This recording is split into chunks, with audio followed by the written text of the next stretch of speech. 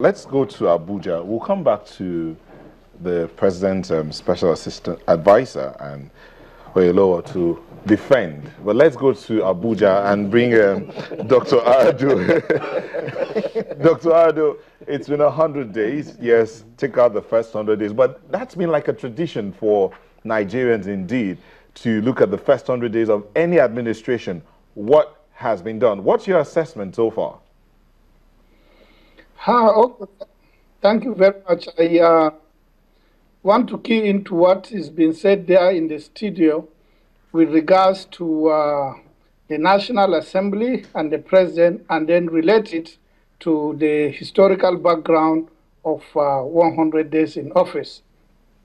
You see, the 100 days in office came about in 1933 in the United States when President Franklin Roosevelt was elected. Remember that Roosevelt was elected at a period of great economic depression.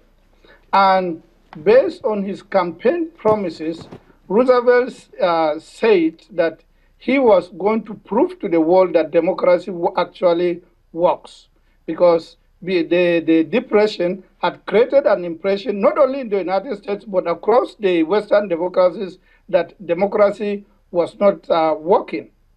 So Roosevelt then called upon the Congress of the United States. They were in recess, just like our Congress today. Roosevelt called upon them and said that they should come back and stay for at least 100 days within which to pass certain bills. And this is how the 100 days issue came about. He didn't say it for his own administration. He said it for the Congress, but it became the landmark for his administration, and then it's outlived him to where we are today.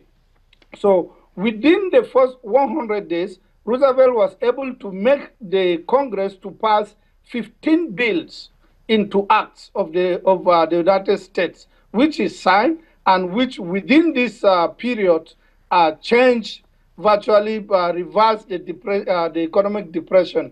The Agricultural Act, the Bank Act, and so many acts that were passed. So in this context, therefore, we could have actually keyed in to the background of 100 days and brought in the National Assembly. In our own case, the National Assembly was in office, and after which they went on recess, which is a complete opposite to what the basis of 100 days is all about.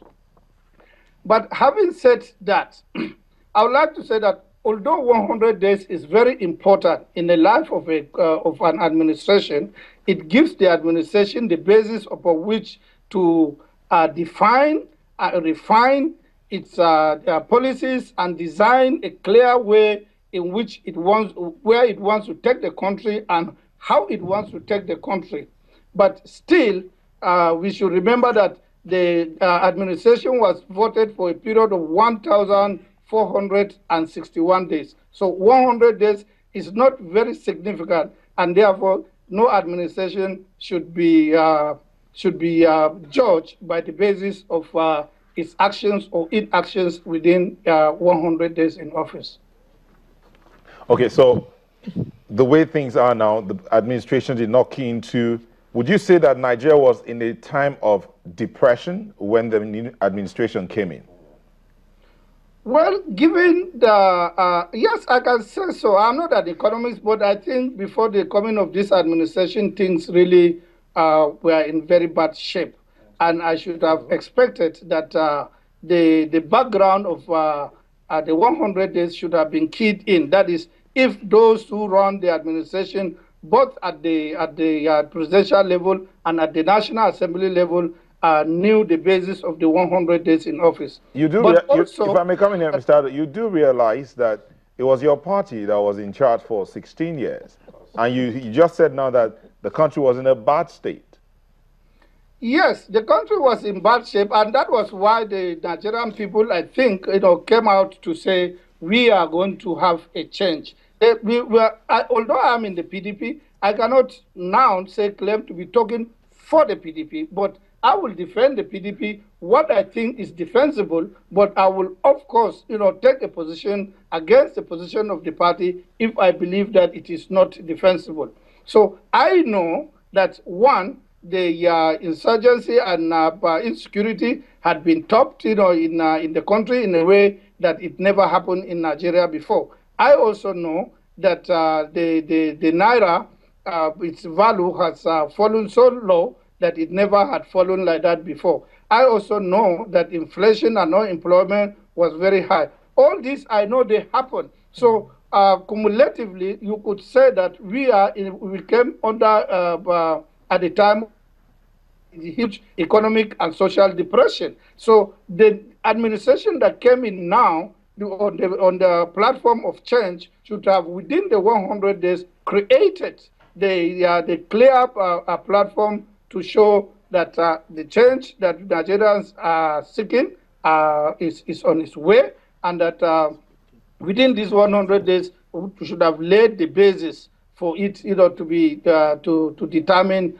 how, where, and in what way it is going to drive, the affairs of the country. And in your opinion, that wasn't done? In relation with the National Assembly. But actually what happened is that there is a problem between there's a huge problem in the National Assembly in the first place, and then there is an inability to resolve the problem in the National Assembly again. And also, we must understand that an administration comprises not just the president, but also the cabinet, because both the president and the cabinet, they are the creation of one document, the Constitution. Today we have the president, but we do not have the cabinet. So we cannot, in real sense, say that we have an administration in place. Okay. Dr. Aldo, thank you. Let's come back here.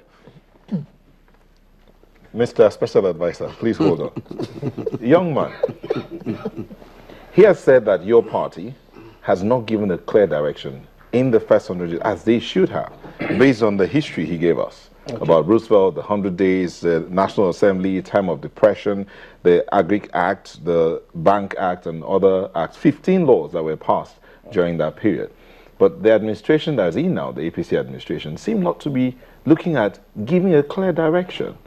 Well, he forgot to remember. And I'm coming. Okay. One of the mantras, or one of the slogans that were used during the campaigns was that the youth would be taken up. Effectively, I do remember that when the administration was sworn in, I got a tweet, and someone says, please, where's the direction to where I'm supposed to get the 5,000 naira for all unemployed persons? I could not answer that question. Okay. Okay. Free food. Let me quickly say Let me quickly say this.